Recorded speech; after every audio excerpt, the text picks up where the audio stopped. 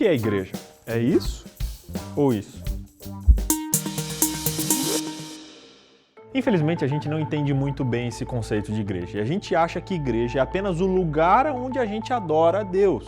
Linguisticamente falando, lá também é igreja, mas a Bíblia mostra que igreja não é apenas um lugar, igreja são pessoas. Até quando falamos que vamos à casa de Deus, na verdade é uma figura de linguagem que faz sentido pra gente, mas é prejudicial, porque passa a ideia de que Deus mora no templo, e isso faz a gente entender que a ação dele se restringe àquele espaço. O problema de considerar a igreja como casa de Deus é que quando eu saio de lá, eu posso viver a vida como se Deus não estivesse presente, afinal, Deus ficou lá no templo. E isso tem tudo a ver com a lição dessa semana, que fala sobre culto e adoração, mostrando que eles não se referem apenas ao que fazemos dentro do templo no sábado de manhã, e sim ao que fazemos no nosso dia a dia. Em Deuteronômio 10 existe um texto que fala sobre adoração, mostrando alguns motivos pelos quais os israelitas prestavam culto a Deus. E lá é dito o quê? Pois o Senhor vosso Deus é o Deus dos deuses, o Senhor dos senhores, o Deus grande, poderoso e terrível. Não faz acepção de pessoas, nem aceita recompensas, que faz justiça ao órfão e à viúva, e ama o estrangeiro, dando-lhe pão e roupa. Esse texto mostra que Deus não faz acepção de pessoas, e Ele quer que todos os seus filhos tenham uma vida feliz e abundante. Sendo assim, Ele se preocupa especialmente com aqueles que têm mais necessidade. No final do texto também é mostrado que os israelitas são convidados, assim como Deus, a amar o estrangeiro. Por falar em estrangeiros, o artista Abdallah Al-Omari saiu lá da Síria em 2011 para fugir da guerra civil, e depois disso ele fez uma série de pinturas de líderes globais como refugiados. Olha só a visão que ele teve. Foi mais ou menos isso que a Bíblia quis dizer para os israelitas, chamando eles a nunca se esquecerem de que já tinham sido estrangeiros em outros lugares e por isso deveriam ter empatia e ajudar. Forte, né? Sim! Em Amós 5, verso 21 a 24, Deus diz que se aborrece, que despreza, não tem prazer na adoração de pessoas que não fazem nada para ajudar o próximo. Ele diz que as reuniões deles foram descritas como assembleias que não exalam bom cheiro. Gente, ele não queria nem sequer ouvir os cânticos de adoração que eles faziam. Isso mostra que não adianta prestar culto a Deus, cantar louvores em nome dele, se a gente não cuidar dos pobres, como os israelitas no tempo de Amós. Miqueias também lutou contra isso, mostrando que não adianta nada oferecer milhares de carneiros, nem 10.000 ribeiros de azeite, e muito menos ainda oferecer o seu próprio filho como sacrifício. O sacrifício que Deus queria é que eles praticassem a justiça, amassem a misericórdia e andassem humildemente com Deus. Quando explicaram a relação entre adoração e justiça, os profetas recomendaram que o interesse em socorrer os pobres, os oprimidos e os necessitados fosse parte importante da adoração deles. Isaías 58 torna essa relação evidente ao dizer: porventura, não é esse o jejum que escolhi? Que soltes as ligaduras da impiedade, que desfaças as ataduras do jugo e que deixes livres os oprimidos e despedaces todo o jugo? Porventura não é também que repartas o teu pão com o faminto e recolhas em casa os pobres abandonados e quando vires o nu, o cubras e não te escondas da tua carne?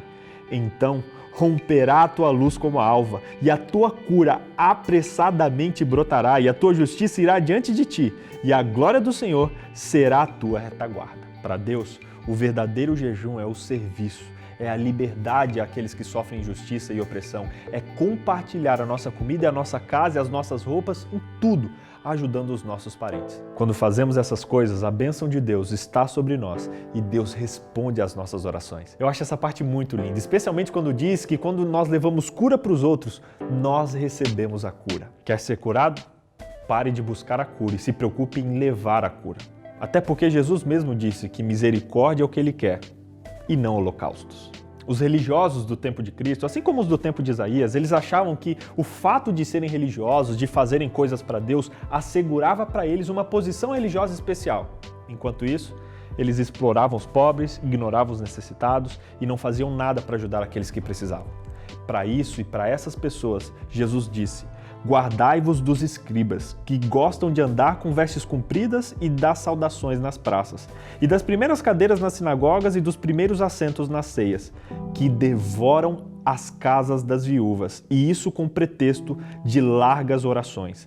Estes receberão a mais grave condenação. Jesus combatia eles de frente, dizendo: ai de vós, escribas e fariseus, vocês são hipócritas, porque vocês dizimam a hortelã, o edro e o cominho, mas desprezam a misericórdia e a fé. Deveis, porém, fazer essas coisas e não omitir aquelas. E no juízo final, que vai separar os salvos e os perdidos, é isso também, porque Deus vai dizer: em verdade vos digo que quando fizeres a um destes meus pequeninos irmãos, a mim o fizestes. Muito forte. Não adianta nada a gente adorar a Deus se a gente não cuida dos outros filhos de Deus.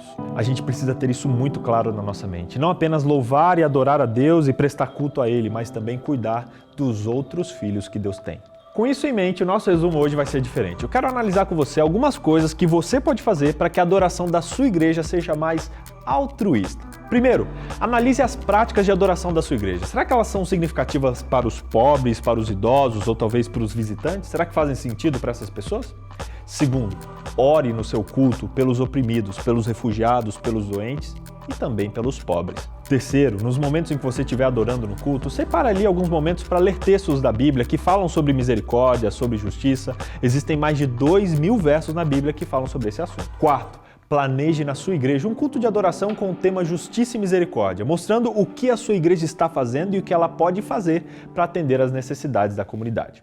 Quinto, colete ali na sua igreja uma oferta especial para uma necessidade social específica que talvez tenha se destacado ali durante algum momento do serviço de adoração.